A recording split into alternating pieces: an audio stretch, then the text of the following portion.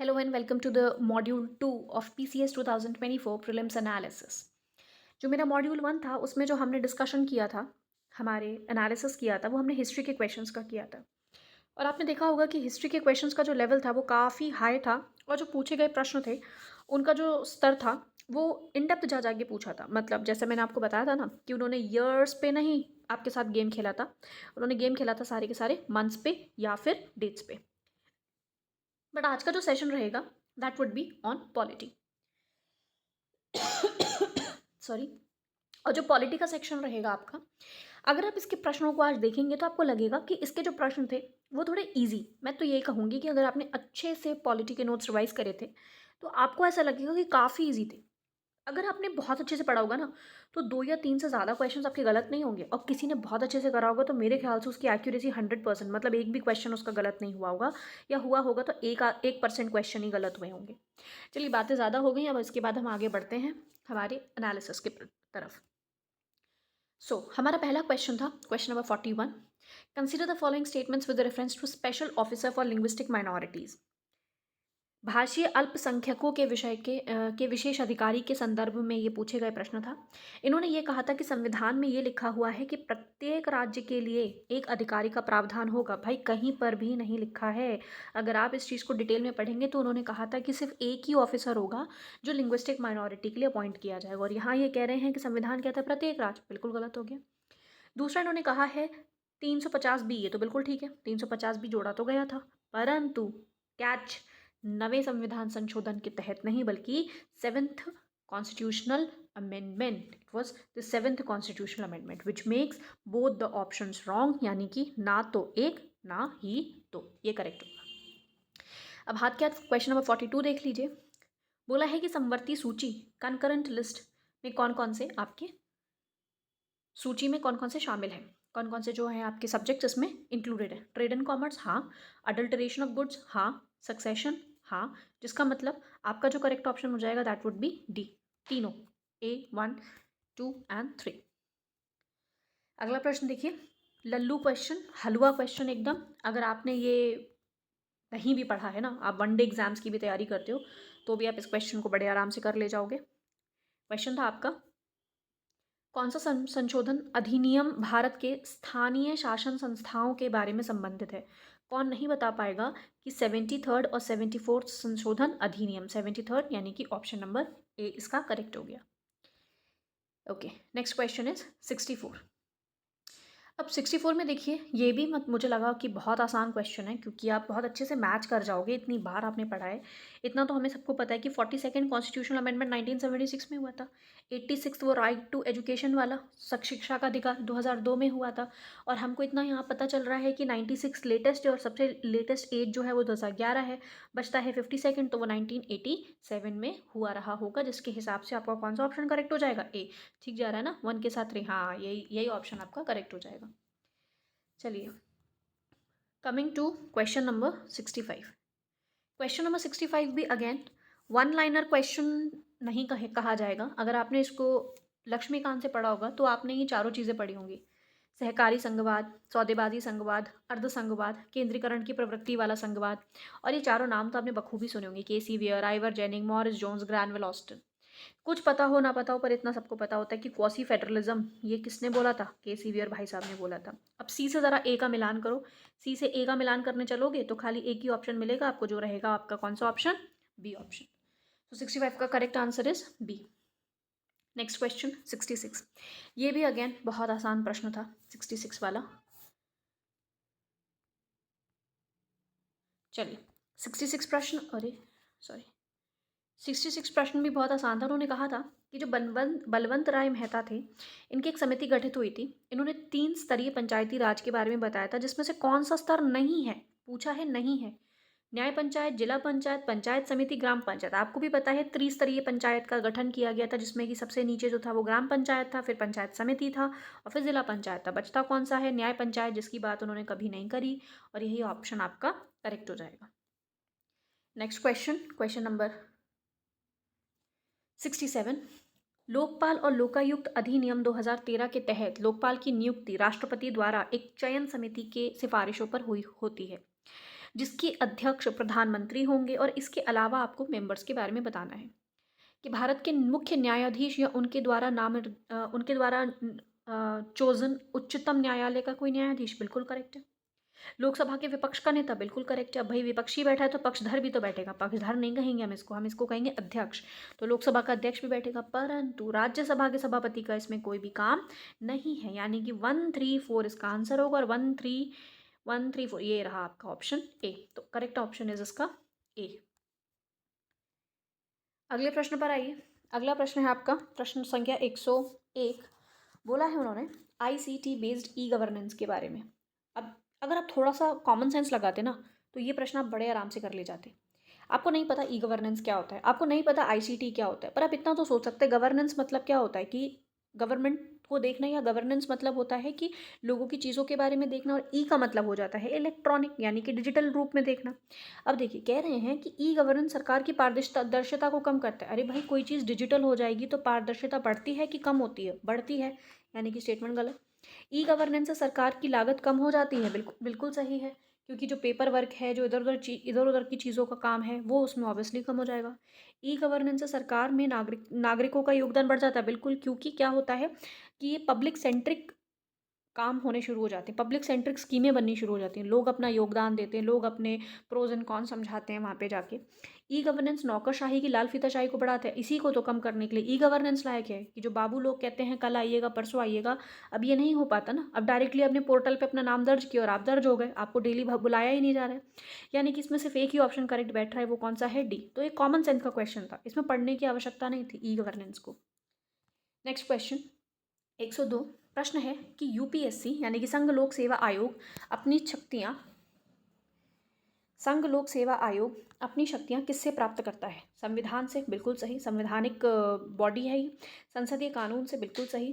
सरकारी कार्यकारी नियम और आदेश से, बिल्कुल सही। और परंपराओं से, बिल्कुल सही है, यानी कि कौन सा ऑप्शन करेक्ट हो जाएगा इसमें? ए। 1 2 3 4 चारों ऑप्शन इसके करेक्ट होंगे। आ जाइए अपने नेक्स्ट क्वेश्चन पे, जो है आपका, हमें लगता है कि हमने कोई क्वेश्चन स्किप मारा है ना।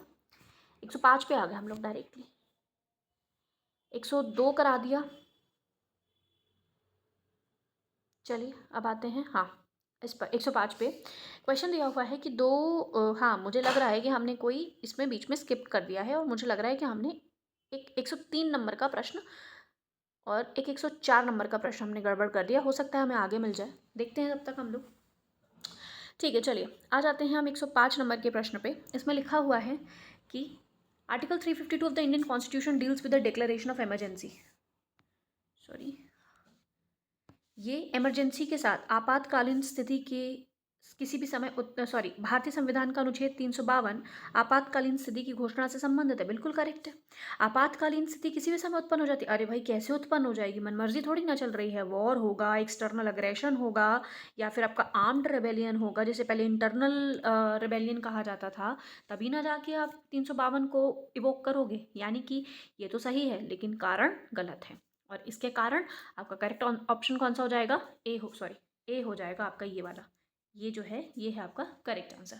ए is true but R is false. चलिए अब आ जाते हैं हम 133 पे। नहीं, यहाँ पे मैंने कोई क्वेश्चन स्किप नहीं मारा, डायरेक्टली फिर 133 पे आपको पॉलिटी का प्रश्न मिला, और आपका प्रश्न ये था अनुच्छेद 19 कौन इनमें से कौन सी एक स्वतंत्रता गारंटी नहीं करता? नॉट लिखा है बच्चों, ध्यान से पढ़ लेना, नॉट लिखा है। अब देखो, कोई किसी भी व्यवसाय की स्वतंत्रता बिल्कुल है, इच्छा अनुसार घूमने फिरने की स्वतंत्रता बिल्कुल है, शांतिपूर्वक बिना शस्त्रों के एकत्र होने की स्वतंत्रता बिल्कुल है, परंतु संपत्ति खरीदने बेचने की स्वतंत्रता, रखने की स्वतंत्रता, ये नहीं है। यहाँ पर अगर चाहे तो सरकार आप पे इसके ऊपर कोई प्रतिबंध लगा सकती है, और ये आपका फंडामेंटल राइट नहीं है। याद करिए 300A में इसको एक लीगल राइट बना के छोड़ दिया गया था, राइट टू प्रॉपर्टी को, इसलिए आर्टिकल 19 इसको सुनिश्चित नहीं करता है। चलिए अगला प्रश्न देखिए, प्रश्न है 134। बोल रहे हैं according to the constitution of India the same person can not function as the governor of 2 states. मतलब ये कह रहे हैं कि संविधान के अनुसार एक ही व्यक्ति एक ही समय पर एक से अधिक राज्यों का राज्यपाल का पद नहीं संभाल सकता। कौन कहता है भाई? ऐसा तो कहीं नहीं लिखा, बल्कि संविधान ये कहता है कि एक समय पर एक राज्यपाल 2 राज्यों का राज्यपाल का पद भी संभाल सकते हैं। अब भारतीय संविधान के अनुच्छेद 153 क्या बात कर दी यार, कितना हलवा क्वेश्चन दे दिया। देखिए आप लोगों को, प्रत्येक राज्य का राज्यपाल होगा, बिल्कुल सही कहा इन्होंने, यानी कि ए तो गलत कर दिया, आर सही कर दिया इन्होंने। तो ए गलत है और आर जो है आपका वो क्या है, सही है। तो उस हिसाब से ऑप्शन कौन सा हो जाएगा बच्चों, वेरी गुड। देख रहे हैं ना आप किस तरीके के बेसिक बेसिक क्वेश्चन आए हैं, यानी कि बहुत इन डेप्थ जाके, और इन डेप्थ भी क्या जाओगे भाई, यही तो है ना सब कुछ, उठा के इधर से घुमा लो उधर से घुमा लो, प्रेजेंट तो प्रेसिडेंट ही रहेंगे। ऐसा तो है नहीं कि आप इन डेप्थ जाओगे तो जो क्या कहते हैं, प्रेसिडेंट का नाम प्रेसिडेंट से चेंज होकर प्राइम मिनिस्टर हो जाएगा। तो प्रश्नों का लेवल अगर आप डिटेल में पढ़ के जाओगे तो गड़बड़ नहीं कर कराओगे। बहुत बढ़िया क्वेश्चन था ये, मज़ा आ गया था इस प्रश्न को पढ़ के। निम्नलिखित में से कौन से जोड़े का मिलान सही नहीं है। फिर से ध्यान देना बच्चों कि यहाँ पे उन्होंने ये बोला है कि कौन सा मिलान सही नहीं है, ठीक है। ओके, नहीं है पूछा है, नीचे से पढ़ते हैं भाई। लोक सेवाओं में अवसर की समानता केवल भारत के नागरिकों के लिए सुनिश्चित है, बिल्कुल सही है, वरना तो विदेशी आके कहने लगेंगे हमको भी आईएएस बनाओ, हमको भी आईपीएस बनाओ, हमारे जो भारतीय हैं वो बेचारे शक्ल देखते रह जाएंगे। विधि के समक्ष समानता बिल्कुल सही, नागरिक को भी और गैर नागरिक को भी है। किसी राज्य की स्थापना करना संसद की शक्ति है, बिल्कुल करेक्ट। तेलंगाना को स्थापित किया किसने किया, संसद ने किया। किसी राज्य का नाम बदलना, भाई राज्य विधानमंडल अगर अपने हिसाब से करने लगे तो आज तो सारे ही सारे स्टेट्स के नाम जो हैं सब अपने मन से, आज ये सरकार आ रही है तो एक नाम रख रही है, कल दूसरी सरकार आएगी तो दूसरा नाम रख देगी अपने स्टेट का। ये मात्र एक रेजोल्यूशन पास कर सकते हैं, परंतु ये वहाँ पे अपना नाम अपने मनमर्जी से नहीं दे सकते, इसलिए ऑप्शन जो है वो कौन सा रहेगा इसमें, ए रहेगा, गलत। 136 पर आ जाइए। अरे भाई पेड़ा क्वेश्चन, पेड़ा होता है ना, अब लड्डू और हलवा कह के तो हम थक चुके हैं, अब हम पेड़ा बोलना शुरू करेंगे कुछ दिनों बाद। मैं नहीं, गुलाब जामुन बोलूँगी, because I love gulab jamun. तो एकदम गुलाब जामुन क्वेश्चन था ये। क्यों था गुलाब जामुन क्वेश्चन, एकदम जाते ही मुंह में एकदम फूट गया बढ़िया सा। कैसे, consolidated fund of India correctly match करना था। अरे कुछ भी हो, कंसोलिडेटेड फंड ऑफ इंडिया किस में था, 26 में, ए में बनाना चाहिए। अरे भाई ए में तो 2 में बना रहा है। फिर हमें एक बात याद आई, फाइनेंस कमीशन तो 280 में है, यानी कि बी में 3 होना चाहिए। मैं 4 में कहाँ जा रहे हो तुम बेटा, 3 में आओ। तो बी में क्या होना चाहिए, 3, ये रहा बी में 3, यानी कि एक ही मिल गया आपको। कौन सा ऑप्शन, ऑप्शन नंबर 20 का करेक्ट आंसर हो गया। मतलब संचित निधि ये है, वित्तायोग 30 है, वित्तीय आपातकाल 360 है, और भारत के नियंत्रक कैग जो है वो 148 में है। मज़ेदार लगे ना, कह रही थी मैं एकदम गुलाब जामुन प्रश्न था। हाँ ये भी देखिए कॉमन सेंस का प्रश्न था, गुलाब जामुन तो नहीं कहूँगी, पर पेड़ा प्रश्नों से कम भी नहीं था ये। कह रहे हैं कि संविधान में शोषण के विरुद्ध अधिकार जो हैं उनमें से परिकल्पना में किसकी परिकल्पना की गई, अस्पृश्यता का अंत, अबॉलिशन ऑफ अनटचेबिलिटी, नहीं भाई इसका इसके लिए तो अलग आर्टिकल बना रखा है। Abolition of human trafficking and force labour, बिल्कुल ठीक। बलात् श्रम और मानव देह व्यापार का निषेध है, बिल्कुल सही। कारखानों और खदानों में बच्चों की मजदूरी का निषेध है, मजबूरी ही है यार बच्चों की, तभी तो बेचारे काम कर रहे हैं, करेक्ट है। लेकिन अल्पसंख्यकों के हितों की सुरक्षा, नहीं भाई ये कल्चरल राइट्स में आ जाता है ना, तो खाली ऑप्शन 2 और 3 यानी कि सी ऑप्शन जो है आपको इसका करेक्ट मिल जाएगा 137 का। आ जाइए अगले प्रश्न पे, 142वां प्रश्न। 142वां प्रश्न आपसे कह रहा है कि भारत के संविधान के अनुसार बताइएगा, क्या राष्ट्रपति संसद के किसी सदन के सदस्य नहीं होंगे। हाँ भाई ये तो बिल्कुल वो कहते हैं, कैसे कहते हैं, वो अपने मुंह से संविधान कहता है। संविधान कहता है कि जो आपके प्रेसिडेंट होते हैं उनके पास लोकसभा के मेंबर बनने की एलिजिबिलिटी होनी चाहिए, परंतु वो किसी मेंबर नहीं होने चाहिए किसी सदन के। और संसद राष्ट्रपति और दोनों सदनों से मिलकर बनता है, ये तो बिल्कुल सही बात कही आपने भाई, बिल्कुल सी ऑप्शन करेक्ट हो जाएगा, 1 और 2 दोनों। Again gulab jamun question.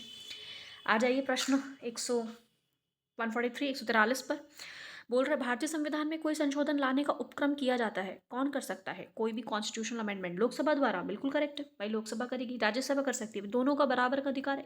ये मनी बिल नहीं है जो लोकसभा पारित करेगी या लोकसभा प्रेजेंट करेगी, दोनों कर सकते हैं। राज्य विधानमंडल इन्हें तो अलाउड ही नहीं है बेचारों को संविधान में कोई संशोधन करना, संविधान का शोषण करना। भारत के राष्ट्रपति को भी कोई अधिकार नहीं है कि वो इस प्रकार का कोई कार्यक्रम करें। तो the correct answer would be D, 1 and 2 only. Switching over to the next question. The next question is question number, okay, the next question is on 144। Okay, 144 question कहता है निर्वाचन आयुक्त के बारे में। निर्वाचन आयोग के बारे में कह रहे हैं कि लोकसभा के अध्यक्ष और उपाध्यक्ष तथा राज्यसभा के सभापति और उपसभापति का चुनाव ये कराते हैं। कब से होने लग गया भाई? कभी नहीं। हमारे जो इलेक्शन कमीशन ऑफ इंडिया है, हमारा वो इलेक्शन कमीशन कितने कराता है?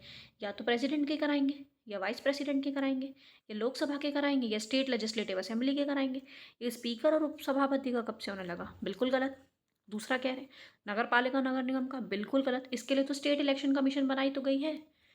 फिर ये जो ऊपर वाले इन्होंने लिखा है, उपयुक्त निर्वाचन की उत्पन्न सभी संदेहों पे विवाद, जब ये दो कराते ही नहीं तो यहाँ से उत्पन्न विवादों पे कैसे ये कुछ कर सकते हैं? इसीलिए उपयुक्त में से कोई भी नहीं, D option is the correct answer. देख रहे हैं कैसे प्रश्न पूछ रहे थे इन्होंने। हिस्ट्री में तो मजा ही कर दिया था इन्होंने। यहाँ पे थोड़े से जो है गुलाब जामुन मन में फूटे होंगे बेटा, मन में लड्डू फूटा हुआ होगा आप लोगों के साथ। चलिए आ जाते हैं 145 में। निम्नलिखित में से कौन सा 100 मिले थे? नहीं भाई, नहीं और हाँ पे तो ध्यान दिया करो प्लीज़। नहीं के चक्कर में मैंने प्रश्न छुपा दिया। चलिए कोई बात नहीं, देख लेते हैं। इधर देख लेते हैं। अशोक मेहता कमेटी पंचायती राज इंस्टीट्यूशन, बिल्कुल सही है। जीवी के Rao committee planning at the block level, बिल्कुल सही है। दांत वाला, पहले मैं ऐसे दंत वाला पढ़ती थी, पता नहीं क्या क्या, दांत वाला दंत वाला जो भी है, दंत वाला ही है, दांत वाला नहीं है। रूरल क्रेडिट के लिए, अब हम इंग्लिश में इसको DANTWALA पढ़ेंगे तो हमें तो दांत वाला ही लगेगा ना। हिंदी में देख के पता चलता है दांत नहीं दंत है वो, बात वही हुई, दंत दांत। बट हाँ, बहुत ज़्यादा मैंने आप लोगों का समय खा लिया। बट हाँ, यहाँ पे है संथानम कमेटी। संथानम कमेटी जो है, संथानम कमेटी का कभी भी संबंध पंचायती राज से था ही नहीं। संथानम कमेटी का संबंध था CVC, सेंट्रल विजिलेंस कमीशन से। इसलिए ये वाला ऑप्शन, बी ऑप्शन जो है इसमें करेक्ट होगा, क्योंकि नॉट करेक्टली पूछा गया था। आज ये प्रश्न नंबर 146 पे, जो कि लास्ट क्वेश्चन है, इन्होंने बोला था कि इनमें से कौन सा करेक्टली मैच नहीं है। 143 ऑफिस ऑफ गवर्नर, भाई उन्होंने खुद अभी पूछा था क्वेश्चन, ये खुद ही दे रखा था, ये तो करेक्ट है। 144 में executive authority of the government, मतलब राज्यपाल की कार्यकारी शक्ति, वही जैसे प्रेसिडेंट के लिए, बिल्कुल सही है। 146 में दिया हुआ है टर्म ऑफ द गवर्नर, बिल्कुल ठीक है। और 156 में दिया टर्म ऑफ द गवर्नर, बिल्कुल ठीक। और 155 में रिमूवल ऑफ द गवर्नमेंट, भाई बुद्धि लगा लेनी चाहिए थी कि टर्म दिया है अभी, तो उससे पहले रिमूवल कैसे दे देंगे? हो सकता है उससे पहले एलिजिबिलिटी हो सकता है उससे पहले इलेक्शन ऑफ द गवर्नर हो, रिमूवल तो सबसे लास्ट में दिया जाता है ना। तो इसीलिए ऑप्शन जो है आपका करेक्ट वो कौन सा होगा? बी। तो इसी प्रकार से आपने देखा कि हमने जो है सारे प्रश्न कितने आसानी से गुलाब जामुन के साथ हमने इन पूरे प्रश्नों को हल कर लिया। अब मैं जाऊंगी गुलाब जामुन खाने, क्योंकि अब मेरा मन कर गया है खाने का। और आप लोग ऐसे ही मेरे साथ जुड़े रहिए। अगला हम लेकर आएंगे किसी दूसरे सब्जेक्ट का सेक्शनल एनालिसिस, उस पेपर का जिसको देखकर सभी लोग ऑलमोस्ट बेहोश हो गए थे। Okay, bye, take care.